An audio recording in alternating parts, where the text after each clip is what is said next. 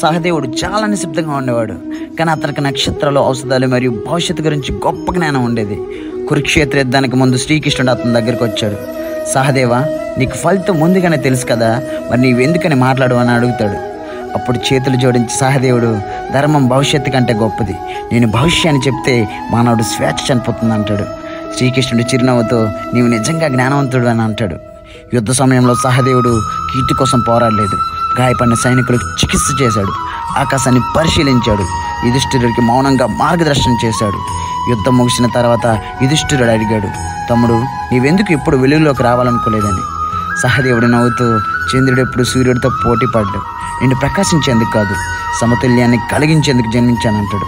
అతని వినయం, జ్ఞానం, నిశ్శబ్ద బలంతో సహదేవుని చాలామందికి అర్థం కాని పాండవుడిగా చేసింది, కానీ అందరూ గౌరవించేలా చేసింది.